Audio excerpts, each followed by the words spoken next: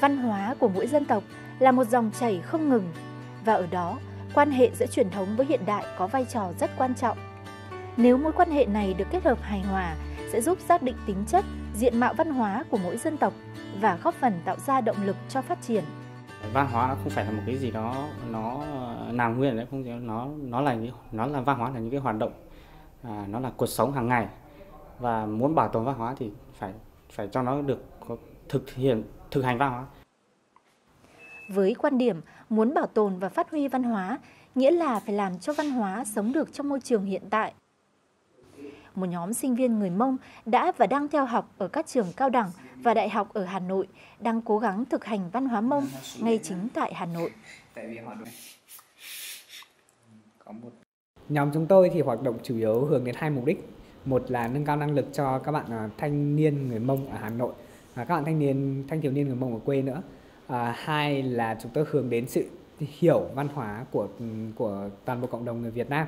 Thì mỗi năm chúng tôi tổ chức một sự kiện mang tên là Tết Mông xuống phố để giới thiệu về văn hóa người Mông cho toàn bộ cộng đồng người Hà Nội, cũng như là tạo sân chơi cho các bạn người Mông ở Hà Nội.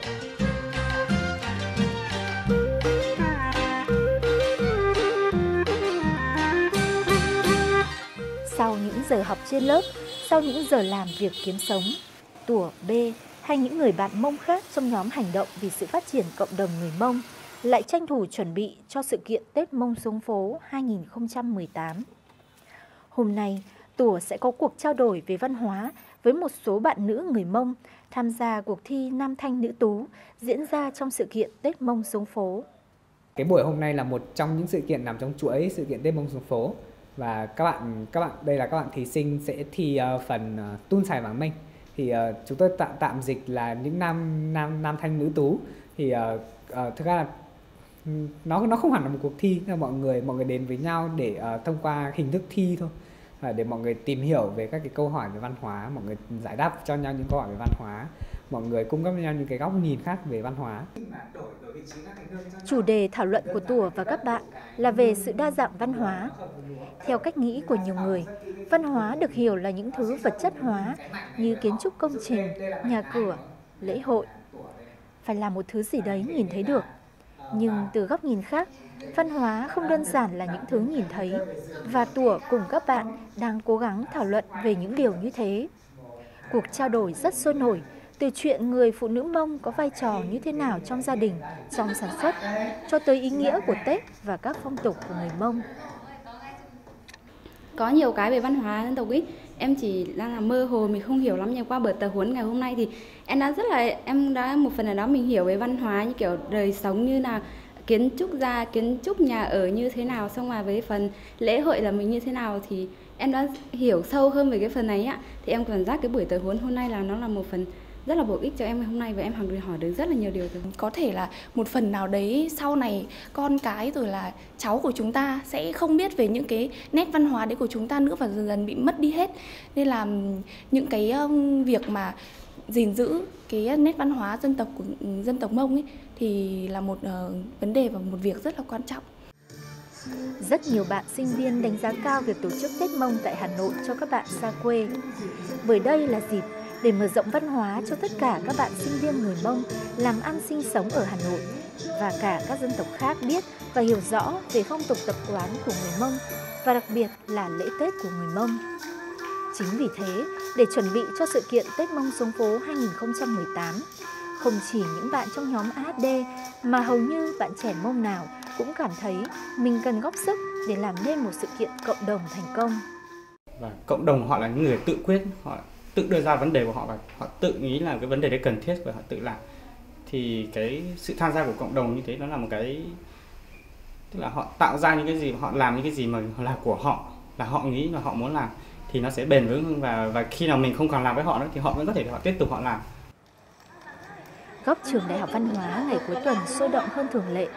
Đây là địa điểm để ban tổ chức cùng xem xét các tiết mục văn nghệ sẽ được trình diễn trong Tết Mông xuống phố 2018.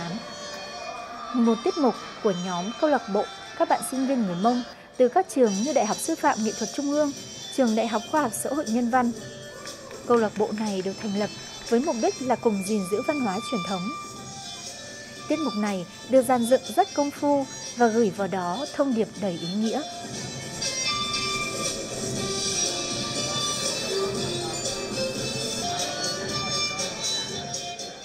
Qua bài múa này bọn em cũng muốn thông qua bài múa thì sẽ cho các bạn biết là điệu khèn này chúng ta nên gìn giữ và không thể riêng con trai được, thì con gái cũng có thể múa những điệu của con trai bằng khèn thì nó rất là đẹp. Năm nay thì em thấy các bạn đấy rất là giỏi và được cái rất là tự tin, và được cái năm nay các bạn có những tiết mục như múa xiên gậy tiền này, rồi ký dụng kéo vợ này rất là đặc sắc, hát câu Mông rống câu. Đấy là những cái tiết mục đấy nói về của dân tộc Mông của hiện tại thì nó rất là đẹp và nó hoàn toàn hợp với chủ đề của năm nay bọn em muốn tổ chức và ý nghĩa của năm nay. Ban đầu, Tết Mông xuống phố chỉ được tổ chức trong một nhóm nhỏ các bạn sinh viên người dân tộc Mông xa nhà. Nhưng rồi sự kiện ngày càng được tổ chức với quy mô lớn hơn để có nhiều người cùng tham gia hơn, để hiểu Tết của người Mông diễn ra như thế nào. Quy mô càng lớn, càng phải chuẩn bị nhiều hơn, từ nội dung chương trình cho tới những việc hậu cần khác. Để chuẩn bị cho sự kiện, nhiều khi các bạn trẻ trong nhóm AHD cũng như ban tổ chức Tết Mông xuống phố đã phải tự bỏ tiền túi, những đồng tiền từ những công việc làm thêm của mình để đóng góp cho sự kiện. Vừa đi học, vừa đi làm lo học phí, sinh hoạt phí, vừa hoạt động chuẩn bị cho sự kiện, các bạn trẻ đã phải nỗ lực rất nhiều. Công nghệ thông tin giúp các bạn trẻ giữ kết nối với nhau một cách thuận tiện hơn. Những bước chuẩn bị, những thông tin về sự kiện được cập nhật liên tục trên mạng xã hội. Chúng tôi là dùng một trang Facebook để giữ cái thông tin về ngày, về địa điểm, về thời gian sẽ diễn ra, nội dung chương trình các thứ. Nhưng mà bản thân cái việc mà những sự kiện như này thành công ấy, nó không đến từ công nghệ, nó đến từ cái sự tham gia của cộng đồng. Bởi vì là chúng tôi chỉ để đấy cái thông tin thôi, còn đâu thì mọi người vẫn phải những cái sự tham gia vẫn là mọi người về xong mọi người truyền lại cho nhau. Thì ví dụ như có thể nhìn thấy cái sự kiện vừa rồi trên mạng chúng tôi chỉ có được khoảng 500.000 lượt bấm tôi sẽ tham gia và khoảng hơn 1.000 người quan tâm thôi. Nhưng mà nếu như ở ngoài sự kiện ngoài kia thì cái ở thời điểm cao nhất chắc phải hơn 2.000 người đến. Điều đó chứng tỏ rằng là công nghệ nó quan trọng ở chỗ nó giúp lưu giữ thông tin, nó giúp mọi người nhìn thấy nhau, nhưng mà điều quan trọng nhất vẫn là cái con người với nhau, cái truyền thông xã hội với nhau. Trời mưa và lạnh không ngăn được hơn 2.000 sinh viên người dân tộc Mông học tập ở Hà Nội và các tỉnh miền Bắc đến tham gia sự kiện Tết Mông xuống phố 2018. Đã 3 năm nay, sự kiện vẫn luôn được tổ chức ở khuôn viên Trường Đại học Văn hóa Hà Nội. Nhiều bạn mặc những bộ trang phục đẹp nhất của dân tộc mình đến dự hội. Đầu tiên thì nó là tôn lên vẻ đẹp của Mông. Với lại thứ hai thì là nó thể hiện được cái sức lao động của người phụ nữ. Thể hiện cái gì thì trong dịp Tết thì mình mới có cơ hội để thể hiện. Không gian không được rộng rãi, thoáng đãng như ở các miền quê, nhưng cũng đủ để các sinh viên xa nhà có thể thưởng thức phong vị Tết truyền thống của dân tộc mình. Giữa thủ đô, Tết Mông hiện ra với phiên chợ bày bán các đặc sản của người Mông như bánh dày, mật ong rừng. Và có cả quầy bán sách về văn hóa Mông. Cuốn sách Văn hóa người Mông giới thiệu phong tục, tập quán, quan niệm sống và cách thức thực hành văn hóa của người dân tộc Mông được rất nhiều bạn trẻ quan tâm. Đây thì em thấy những quyển sách này em cảm thấy nó rất ấn tượng nên là em vào đây để em đọc những quyển sách này. Các trò chơi dân gian, ném pao, đánh yến, ném còn không thể thiếu trong các ngày hội truyền thống của người Mông. Tại sự kiện Tết Mông xuống phố, các bạn sinh viên chơi các trò chơi này một cách hào hứng. Em cảm thấy rất là vui khi mình ném còn ném qua lại. Tất cả những cái trò chơi thì đều mang một cái bản sắc của văn hóa dân tộc Mông hết. Thì cái đấy nên rất là có ý nghĩa, giúp bọn em được trải nghiệm cái không gian văn hóa của mình thật sự ở cái thủ đô Hà Nội thì đấy là cảm giác của em thì rất là vui, thực sự là rất là vui. Trước kia, những trò chơi này được coi là cầu nối giữa các chàng trai và cô gái với nhau, là cái cớ để được bắt chuyện, tâm sự và tìm hiểu nhau của các đôi bạn trẻ trong ngày xuân. Trải qua nhiều thế hệ, đánh yến, ném pao đã trở thành trò chơi dân gian được nhiều người yêu thích. Thường những trò chơi này thì đã được bọn em lưu giữ lại và thậm chí là tổ chức ở đây và chơi tại sân chơi này luôn, và để cho các bạn ở dưới này biết rằng là ở trên quê thì mình có chơi những trò chơi này và mọi người cũng cùng biết đến là cái văn hóa của mình nó như thế nào. Vâng, em cảm thấy rất nhớ nhà và nhớ những người thân, và em cảm thấy rất là nhớ về cái cội nguồn của mình ấy. Sự kiện đã tạo môi trường giao lưu, không gian văn hóa lành mạnh, bổ ích cho các bạn sinh viên người Mông. Đặc biệt, các tiết mục văn nghệ, hát dân ca Mông, múa ô, múa khèn đã tái hiện lại các hoạt động ngày thường, phong tục tập quán, tình yêu lứa đôi, lòng hăng say ca nhạc nghệ thuật, tình yêu văn hóa dân tộc, tình yêu quê hương của người Mông. Với khả năng trình diễn tự nhiên và niềm tự hào về cộng đồng mình, các tiết mục văn nghệ của các bạn sinh viên người Mông đã đem lại một không gian văn hóa Mông thật sống động và đặc sắc đối với người xem. Từ khi xa nhà đến bây giờ thì đây là cái Tết mà tất cả các bạn người Mông đều tập trung ở đây để giao lưu và được thể hiện hết mình. Đến đây thì được trò chuyện giao lưu với các bạn ở các cái tỉnh khác thì nó rất là vui, và mình còn được biết thêm các cái phong tục tập quán của các bạn ở các địa phương khác nữa. Những cái này những cái dịp như thế này giúp em nhớ về cái phong tục văn hóa để mình gìn giữ cái nét đẹp văn hóa nó và lưu giữ để sau này có thể là lưu truyền cho con cháu, cũng như là lưu giữ những cái tốt đẹp cho văn hóa người dân tộc Mông mình. Một trong những chương trình thu hút sự chú ý của nhiều bạn trẻ là phần thi Nam Thanh Nữ Tú. Chương trình không chỉ nhằm tìm ra những sinh viên tài năng mà còn nhằm khuyến khích thảo luận về văn hóa của dân tộc Mông. Phần thi sẽ góp phần giúp cho người xem hiểu hơn về phong tục của người Mông, và đặc biệt là bảo tồn và giữ gìn vẻ đẹp của người dân tộc Mông. Tham gia những cái cuộc thi như này, em càng cảm thấy yêu thích phong tục mình hơn, và em tự nhủ là mình về em sẽ đi học mấy phong tục hay là bài hát của các cụ nhiều hơn để không đánh mất bản sắc văn hóa dân tộc của mình. Tôi tham gia cuộc thi này xong thì tôi cảm thấy là mình phải gìn giữ với cái bản sắc dân tộc văn hóa của mình, không nên làm hay phai mòn đi, mà mình phải gìn giữ nó và phát huy nó.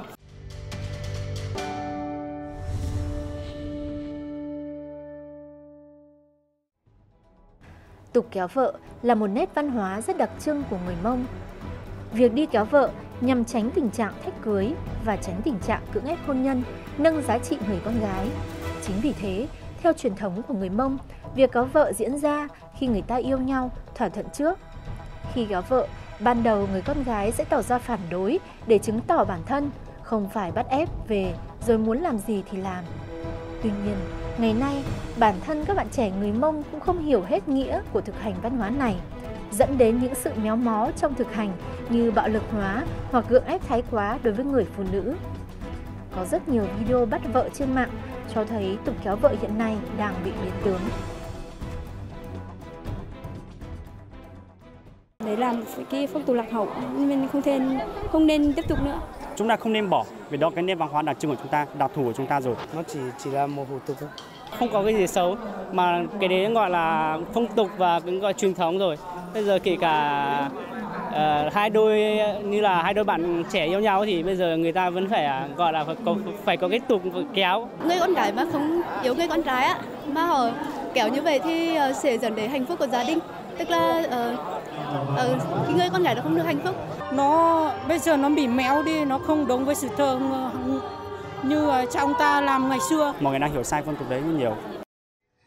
Mặc dù về bản chất, tục kéo vợ mang nhiều giá trị nhân văn, nhưng hiện nay tục này đang bị biến tấu. Nguyên nhân là vì nhiều bạn trẻ không am hiểu truyền thống của cộng đồng người Mông do thiếu sự tương tác và sự truyền dạy, sự giáo dục của người đi trước với thế hệ người đi sau.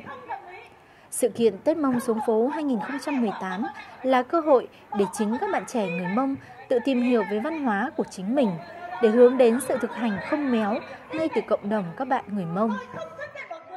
Những năm nay chúng tôi sẽ truyền thông nhiều về cái phong tục mà rất là nhiều người đang hiểu lầm là kéo vợ, cướp vợ. Bản thân tên của nó trong tiếng Mông nó không hề mang hàm ý bạo lực. Nó hai pu, dúa nhá. Thế là nó là một cái rất nhẹ nhàng đúng không ạ? Có thể chỉ là theo nhau về lấy nhau. Bản thân quá trình chúng ta truyền thông quá nhiều về kéo vợ là một tục xấu. Nó ảnh hưởng trực tiếp luôn đến các bạn cộng đồng người Mông. Với mục tiêu để các bạn trẻ hiểu thêm về phong tục truyền thống của dân tộc, điểm nhấn của chương trình Tết Mông xuống phố là phần kịch tương tác, giới thiệu về tục kéo vợ của người Mông. Phần kịch này khơi gợi các ý kiến phản biện của các bạn trẻ người Mông về sự nhìn nhận chưa đúng về tục kéo vợ và những biến tướng, cũng như hệ lụy của sự biến tướng đó. Cũng khó nói lắm, bởi vì là nó 50-50 hoặc là chỉ chênh lệch rất nhỏ, bởi vì có luôn có quan điểm là bỏ đi, nhưng mà bên cạnh đó lại có quan điểm là giữ lại, thì rất là khó để chắc chắn hoặc là khẳng định rằng cái quan điểm này nó đúng hơn hay là nó hợp lý hơn, rất là khó. Nên là tôi nghĩ rằng là nó nên đặt vào cái bối cảnh của từng địa phương hoặc là từng vùng người Mông cụ thể. Sau đấy là để mọi người tự thảo luận, tự nói chuyện với nhau xem là nó đang hợp lý hay không hợp lý ở chỗ nào. Sẽ có hai xu hướng ạ. Một là tôi phải bỏ cái tục này đi vì làm xấu hình ảnh của dân tộc tôi. Hai là những bạn khác không nghĩ đến mức như thế, các bạn sẽ bảo là nó là một phong tục của dân tộc tôi, thì tôi phải thực hành. Họ sẽ quy nó về phong tục và họ không còn đặt quá nhiều câu hỏi là thế thì tại sao phải làm cái phong tục đấy, triết lý nó là gì. Thì năm nay chúng tôi sẽ thảo luận nhiều hơn về việc là tại sao nó lại có một cái như thế tồn tại. Những sự kiện như thế này được tổ chức ra để cộng đồng có thêm nhiều cơ hội để tự trao đổi, tự bàn luận nhau về văn hóa của mình. Chính những người đã thảo luận, đã hiểu về nó thì sẽ tự có cách để thực hành, để làm thế nào phù hợp với chính mình. Em không nghĩ là quan điểm của em là sẽ phải giữ gìn tục này hay là sẽ phải bỏ tục này đi, mà là tất cả cộng đồng phải cùng nhau tiếng nói. Là nếu mà ví dụ bọn em làm những cái hoạt động trái, bọn em thấy cộng đồng người ta lên án nhiều quá, người ta phản đối nhiều quá và người ta nghĩ là chúng tôi không cần thiết cái tục đấy nữa, nó không phù hợp nữa với xã hội hiện bây giờ thì họ có thể bỏ đi. Là nếu mà cộng đồng người ta nghĩ rằng là cái phong tục này rất là quan trọng và nó mang một cái giá trị nào đấy mà chúng tôi ở thời điểm hiện tại cuộc sống của chúng tôi, quan niệm của chúng tôi vẫn tôn trọng, vẫn tôn thờ những cái đấy và chúng tôi vẫn quyết định giữ cái đấy, thì đó là việc của cộng đồng. Khi mà cái thúc đẩy thảo luận thì mình hướng đến cái việc là mọi người hiểu nhau và tôn trọng nhau, và không chỉ là tôn trọng giữa những con người mà còn giữa những nền văn hóa nữa.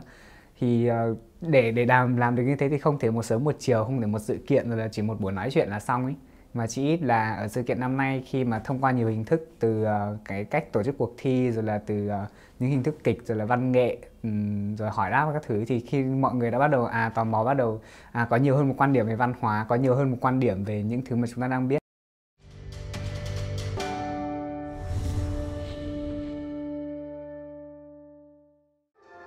Theo đánh giá của ban tổ chức, sự kiện năm nay thành công hơn so với 2 sự kiện lần trước vì các bạn sinh viên tới tham gia đông hơn. Thêm vào đó, các bạn trẻ rất thích thú khi Tết được tổ chức theo một chủ đề nào đấy, một vấn đề nào đấy, thay chỉ vì gặp nhau, múa hát xong rồi ra về. Em nghĩ đây là một chương trình khá là thành công, bởi lẽ là trước đến giờ thì các bạn người Mông chưa bao giờ có một cái không gian để các bạn ấy tự tranh luận, tự nói lên tiếng nói của mình. Em đánh giá rất là cao cái phần kịch tương tác của năm nay, là mỗi bạn khán giả hoàn toàn có thể lên nêu cái ý kiến của mình, cái bàn luận của mình, cái giải pháp của mình đối với nhân vật trong một hoàn cảnh, nhưng mà có thể làm rất nhiều người ta có một cái giải pháp khác nhau. Và em nghĩ cái đấy nó cũng là một cái giải pháp của các bạn, cũng là cái lựa chọn của các bạn ở trong cái cuộc sống hàng ngày. Nếu như là đạp trường hợp các bạn rơi vào tình huống này, các bạn sẽ lựa chọn như thế, thì em nghĩ đấy là một cái điều rất là quan trọng. Văn hóa luôn thay đổi theo từng hoàn cảnh, ngữ cảnh, thời gian, không gian của từng vùng cụ thể. Vậy nên, khi tự tìm hiểu sâu về văn hóa của chính mình, các bạn trẻ sẽ tự có cách giải quyết về những vấn đề văn hóa truyền thống đang bị xã hội nói tới, đang bị tranh luận. Là mình là những người Mông nên tìm hiểu nhiều hơn về văn hóa của mình, tại sao nó lại như thế, các cụ nói gì về nó và xã hội nói gì về nó, và chúng ta có thể làm gì với cái thực hành văn hóa này theo một hướng nào khác không, hay là thay đổi một chút nào đấy, hay là theo một cái gì đấy nó mới hơn hay là truyền thống hơn gì đấy, thì tùy vào từng bạn trẻ. Và những chương trình như sự kiện Tết Mông xuống phố chính là dịp để các bạn trẻ tìm hiểu cũng như thực hành văn hóa của mình. Điều quan trọng là các bạn đã nhận thức rõ ràng những gì đang bị lệch lạc đi, đang bị làm sai đi, đang bị quên lãng đi.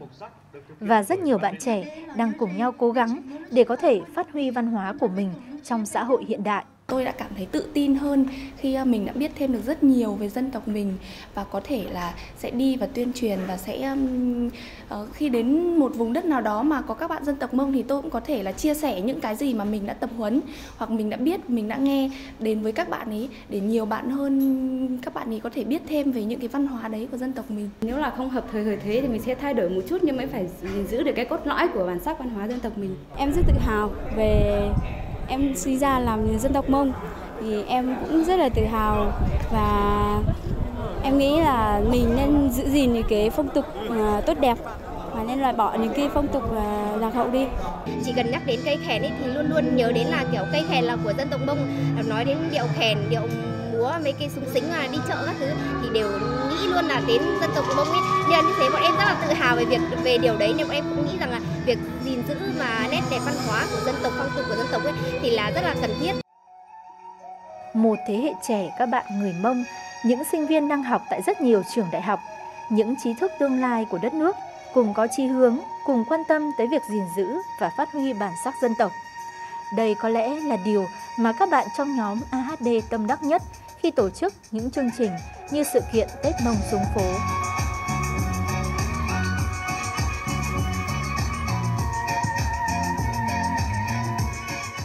Việc mà các bạn trẻ người Mông quan tâm đến văn hóa truyền thống của mình, đó là một cái điều rất là đáng mừng, và trong một cái xã hội hội nhập như hiện nay, nếu mà thật sự là chúng ta không thực hành cái văn hóa của chúng ta và chúng ta không bảo tồn nó, chúng ta không phát huy nó thì chắc chắn một điều là có một ngày nào đó chúng ta sẽ không thể tìm lại được những cái gì đã mất.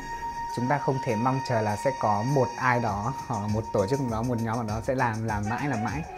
Nên là cái việc mà có một cái nhóm khởi xướng ra một cái sự kiện về văn hóa như thế, xong rồi có rất là nhiều nhóm, rất là cá nhân khác lan tỏa, thì đấy là cái điều mà cá nhân tôi và nhóm AHD mong chờ nhất suốt thời gian qua. Thực ra tôi đã nhìn thấy cái sự lan tỏa của mọi người. Nếu như cái sự lan tỏa đấy được tiếp nối nữa và nó tạo thành một cái vòng xoáy càng mở rộng thì cái điều đấy nó là một điều cực cần thiết.